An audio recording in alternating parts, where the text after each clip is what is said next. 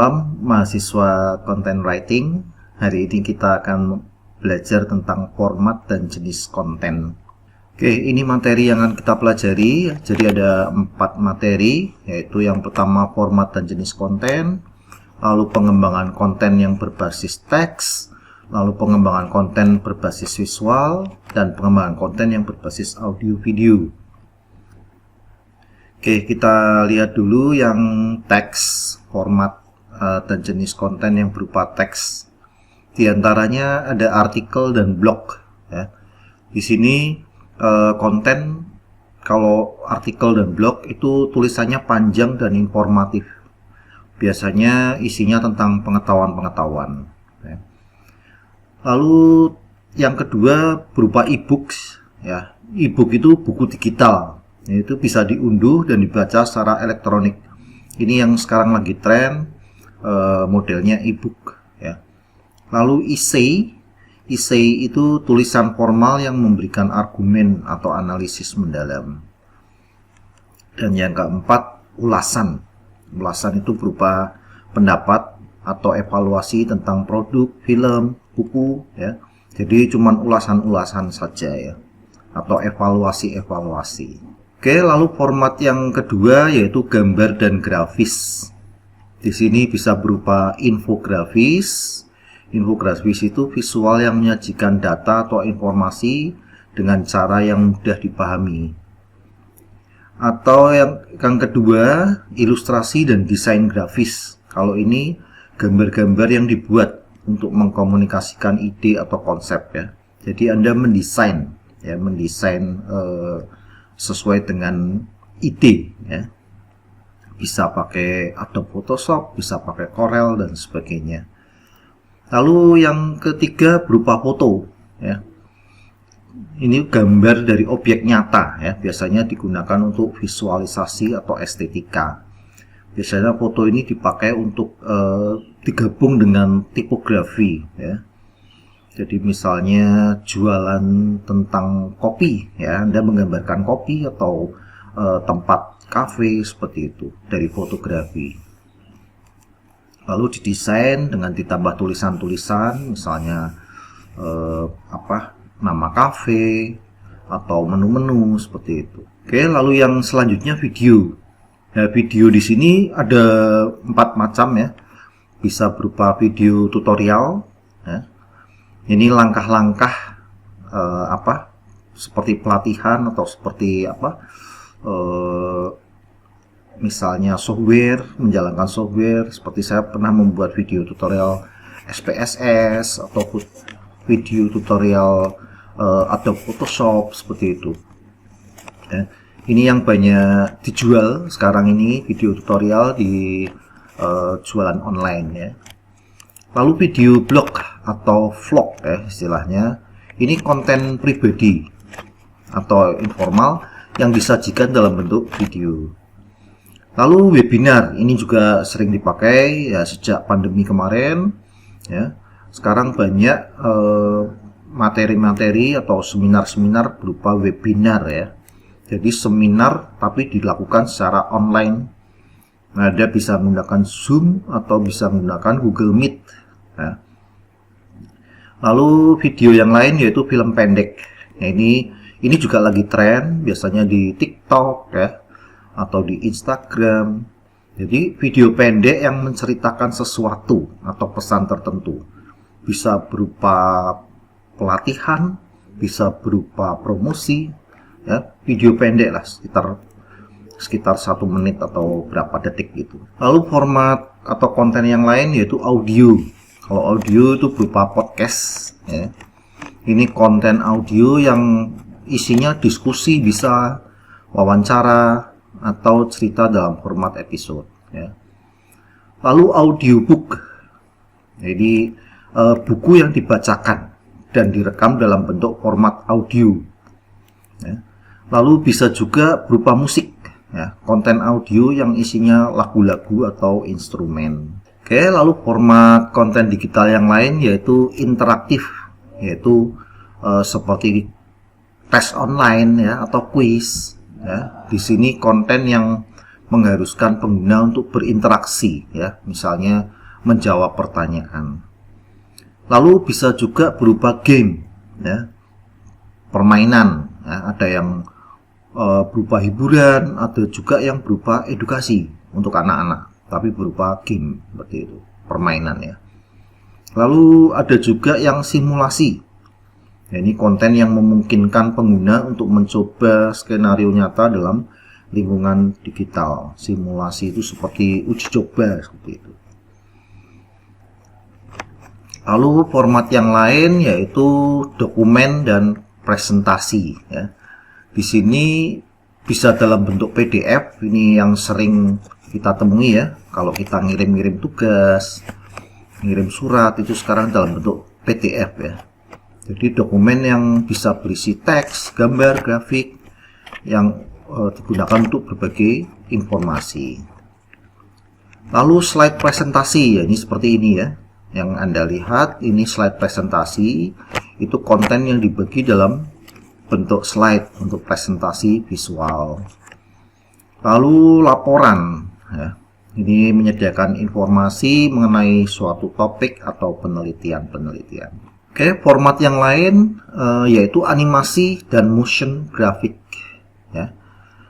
Contoh sederhananya GIF, ini yang sering dipakai, ya, GIF, ya. Ini yang sering Anda temui di WhatsApp, ya. Kadang ada seorang bayi yang sedang ketawa gitu, ya, bergerak, ya. Jadi animasi pendek, ya, itu diulang-ulang terus, berputar terus, ya, repeat terus, ya. Itu GIF, ya. Lalu bisa berupa animasi 2 dimensi atau 3 dimensi, ya. Konten visual bergerak yang memberikan pengalaman lebih dinamis dan kreatif, ya. Ini yang seringnya sih 3 dimensi, ya, lebih hidup, ya, 3 dimensi. Lalu motion graphics, ya. Motion graphic itu kombinasi desain dan gerakan untuk menyampaikan pesan, ya. Ini bentuknya motion graphic, ya. Jadi di foto tapi nantinya digerakkan seperti itu, ya, motion graphic. Oke, kita lanjut. Sekarang pengembangan konten berbasis teks. Pengembangan konten berbasis teks itu melibatkan proses penciptaan, lalu pengeditan, kemudian publikasi, ya, tulisan yang relevan, informatif, dan menarik, ya. Jadi dari kita membuat, setelah itu diedit, setelah itu dipublikasi. Ini langkah-langkah dalam pengembangan konten teks, ya. Yang pertama tentunya kita harus riset dan perencanaan, ya. Risetnya adalah identifikasi target kita, target audiens kita, ya. Siapa yang akan membaca konten Anda, ya. Anda harus memahami kebutuhan, minat, dan masalah yang mereka hadapi. Ini minggu lalu sudah kita bahas, ya. Ya, jadi Anda harus melihat target audiensmu senangnya apa ini, lalu kebutuhannya apa, ya.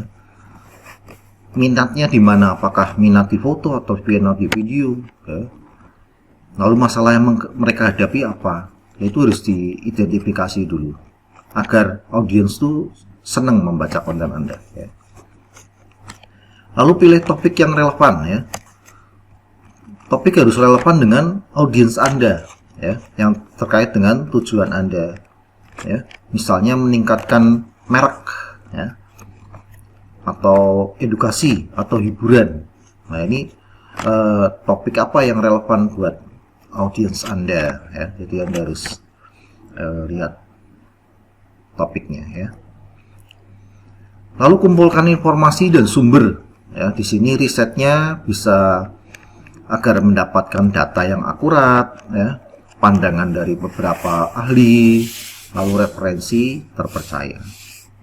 Ya, misalnya Anda mengambil referensi dari jurnal, ya, bukan dari blog atau apa. Kalau jurnal kan sudah hasil penelitian. Oke, setelah itu langkah kedua, tentukan struktur konten, ya.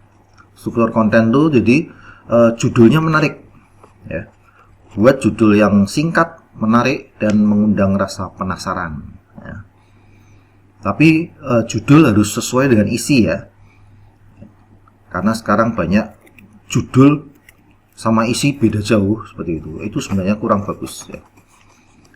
Lalu pengenalan yang kuat ya, jadi paragraf awal itu harus menarik ya, untuk menjelaskan inti dari konten ya. Jadi kata-kata awal ya, kalau istilahnya hook ya, hook. Jadi kata-kata pertama atau tampilan pertama itu harus menarik.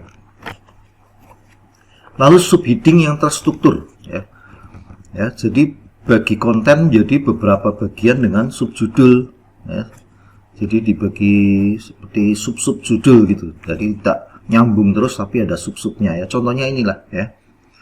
Untuk menjelaskan struktur konten itu dibagi menjadi 3, judul yang menarik, pengenalan yang kuat, subheading gitu ya. Jadi dibikin terstruktur.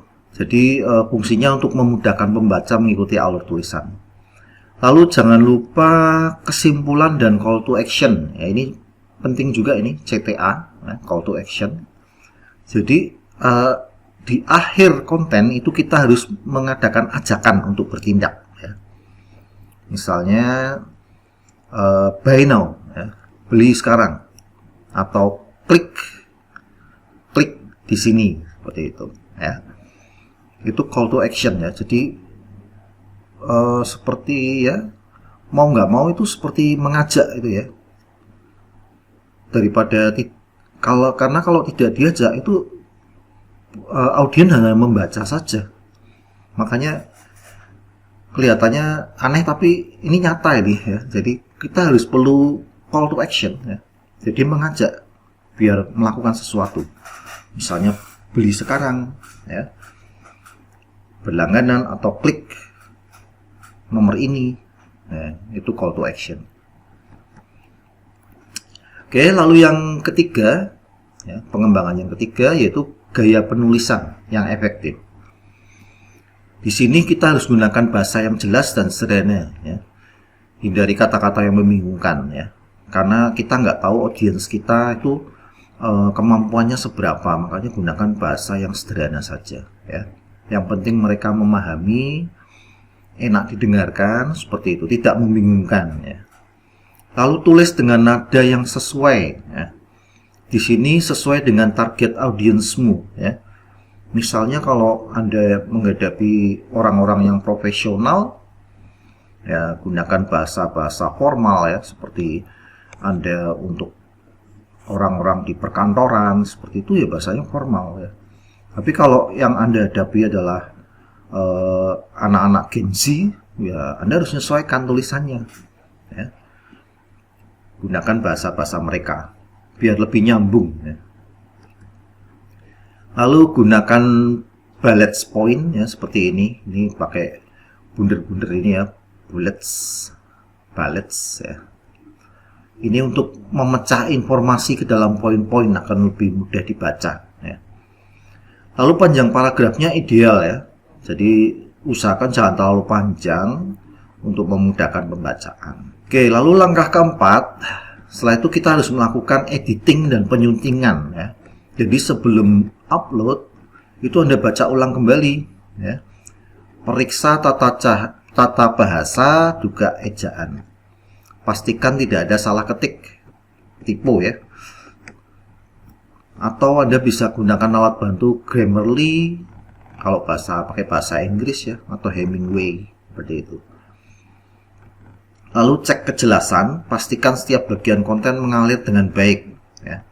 Jadi seperti sistematis ya, ceritanya itu sistematis dari yang luas sampai menyempit seperti itu ya. Lalu Anda perlu memotong bagian-bagian yang tidak relevan atau mungkin bahasanya berulang-ulang seperti itu. Nah, itu harus Anda potong ya. Ini editing di sini maksudnya seperti itu ya. Jadi Anda baca kembali apa yang sudah Anda tulis sebelum diupload, diedit dulu. Cek tulisan, lalu ada enggak bagian yang tidak nyambung atau bahasan yang berulang-ulang. Ya, lalu yang kelima, optimasi SEO tentunya ya, search engine optimization. Gunakan Google Keyword ya. Google Keyword Planner itu untuk menemukan kata kunci yang relevan dan populer ya. Nah, ini di sini biasanya Judul itu sudah masuk ke SEO, gunakan judul yang kata-kata yang sering dipakai itu dibuat judul, lalu juga hashtag ya. Ini bisa Anda dapatkan di Google Keyword Planner. Lalu tulis deskripsi singkat yang mengandung kata kunci ya. Jadi kata kunci itu harus diulang-ulang ya, baik di judul ya, baik di deskripsi singkat ya. Itu biar kontenmu bisa di halaman pertama Google ya. Lalu gunakan link yang mengarah ke konten lain ya, dalam website ya. Misalnya istilahnya backlink ya. Jadi bisa diarahkan kemana, atau kalau Anda sudah punya artikel yang cukup banyak, bisa Anda sambung-sambungkan dengan artikel Anda ya. Itu penting juga gunakan link. Jadi di samping membaca ini kontenmu, bisa baca kontenmu yang lain seperti itu. Jadi saling menunjang konten, itu membantu SEO. Oke, setelah beres semua, selanjutnya distribusi ya. Anda promosikan kontennya. Ya, ini bebas Anda sukanya publikasi di mana. Yang jelas gunakan publikasi yang sedang tren ya. Seperti dulu waktu tahun berapa gitu, trennya blog. Saya bikinnya blog, promosi di blog. Tapi setelah muncul Facebook, Instagram, saya pindah ke Facebook ya. Waktu itu Facebook lagi rame-ramenya. Tapi Facebook sekarang mulai udah menurun, ganti IG, Instagram. Saya pindah ke Instagram. Jadi kamu harus ngikuti ya, mana yang website yang lagi tren seperti itu. Karena audiens pada larinya ke situ ya. Nah, ini Anda bisa publikasi di blog ya. Lalu juga bisa di media sosial ya, misalnya Facebook, Instagram ya, Twitter, LinkedIn ya, Instagram ya. Itu distribusi ya. Atau bisa kirim email atau newsletter ya. Bagikan konten terbaru pada pelanggan ya. Jadi ini harus sesuai pelanggannya. Lalu bisa juga kolaborasi dengan influencer ya, atau guest blogging ya, kerjasama ya dengan penulis lain ya, untuk memperluas jangkauan audiens. Oke, setelah diupload masih ada satu langkah lagi nih, yaitu analisis dan evaluasi. Kita pantau konten kita ya, kinerja konten kita bagaimana. Ya, ini bisa Anda gunakan Google Analytics untuk melihat seberapa banyak pembaca, lalu lama durasinya membaca ya, itu Google Analytics ya. Lalu umpan balik. Nah, ini umpan balik bisa dilihat dari komentar-komentar atau feedback. Apa yang perlu ditingkatkan, apa yang disukai ya. Setelah itu perlu Anda perbaiki dan update ya.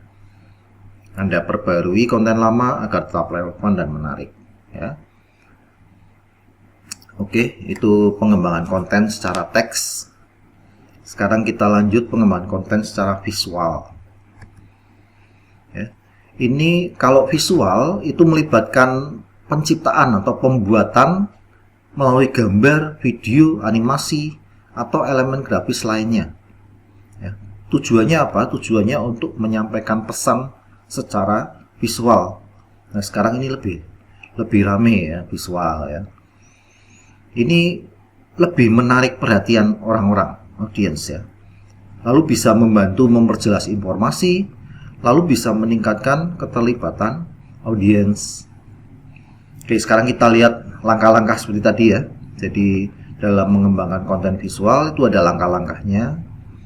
Seperti tadi ya, riset dan perencanaan ya.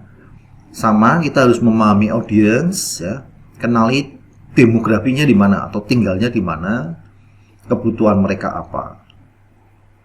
Ini untuk menyesuaikan gaya visual. Nah, misalnya audiens Anda sukanya foto atau video seperti itu. Ya, itu yang harus kita pahami. Dan apa yang kita buat seperti itu.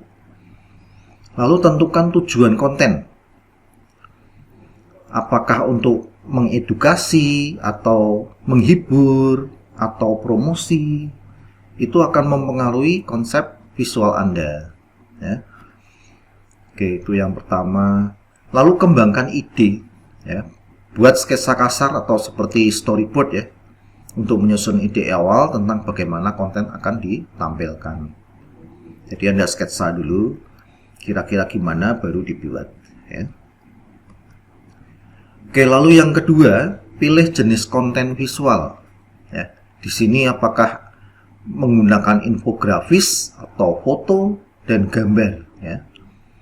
Kalau infografis itu untuk menyampaikan data dan informasi dengan cara mudah dipahami, ya, seperti diagram, grafik, atau ikon-ikon seperti itu infografis.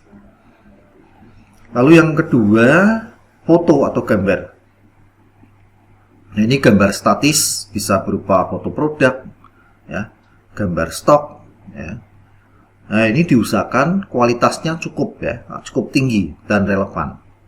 Jadi antara tulisan dan gambar itu harus relevan. Lalu selanjutnya, visual selanjutnya animasi. Nah, ini visual yang bergerak, ya, seperti animasi 3 dimensi yang sekarang ini, ya, dan dapat digunakan untuk menjelaskan proses. Lalu juga bisa juga visual dalam bentuk video, ya, konten yang berisi tutorial, testimoni, vlog, iklan, ya. Jadi ini video ini visual yang akhir-akhir ini paling populer. Lalu grafik media sosial, ya, yang dirancang untuk platform media sosial, ya. Anda bisa menggunakan Instagram, Stories, Facebook Post, atau YouTube. Oke, lalu yang ketiga, desain dan elemen visual, ya. Di sini bisa berupa pemilihan warna, lalu bisa tipografi. Tipografi itu bentuk-bentuk tulisan, ya. Ini gunakan palet warna yang sesuai dengan merek atau tema konten, ya. Anda bisa berupa monokrom, bisa pokoknya warna-warna yang senada seperti itu, ya. Karena itu bisa mempengaruhi persepsi audiens, ya.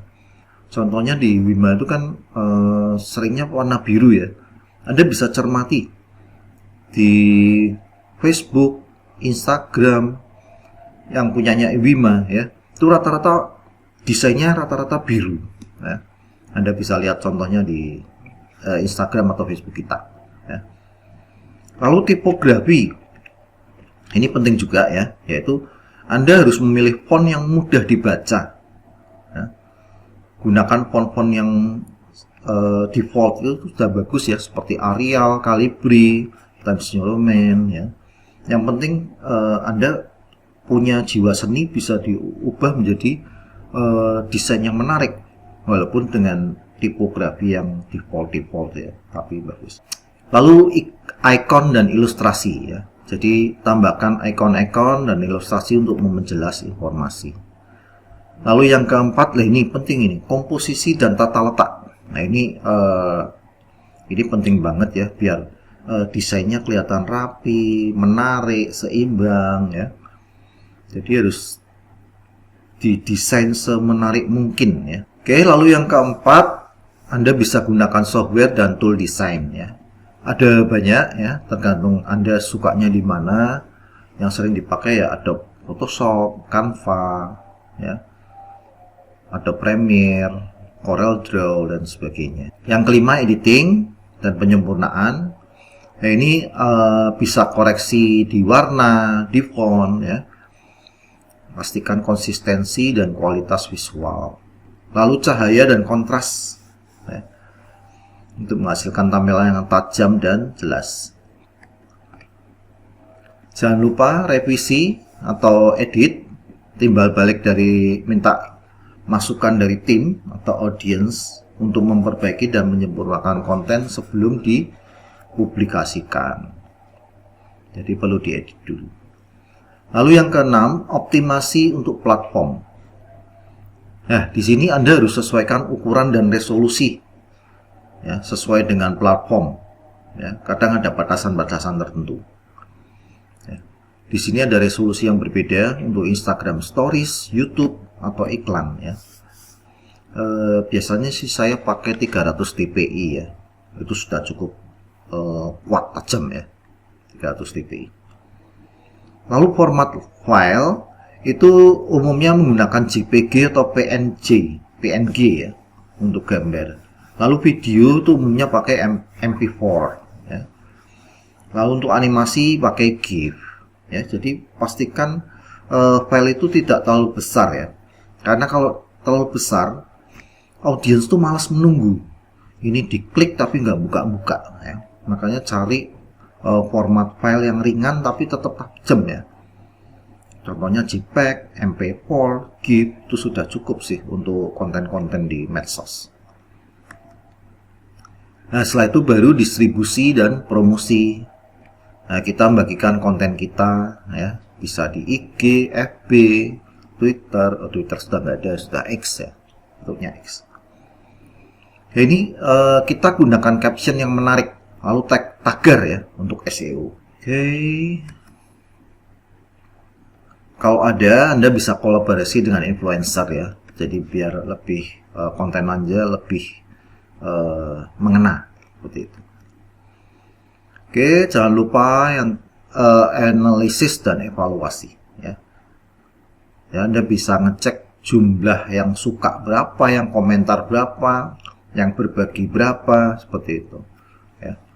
Itu untuk mengevaluasi ya. Lalu optimasi berkelanjutan ya. Gunakan data analitik, sesuaikan strategi dan desain. Oke, itu materi kita. Nah, ini tugasnya. Menurut kalian, format konten apa yang paling efektif untuk menarik perhatian Gen Z ya, generasi Z? Jelaskan ya. Lalu yang kedua, jika Anda menjadi content writer untuk sebuah brand kopi lokal misalnya, format dan jenis konten apa yang akan kalian pilih untuk medsosnya? Oke, kumpulkan minggu depan. Oke, sampai di sini. Selamat pagi.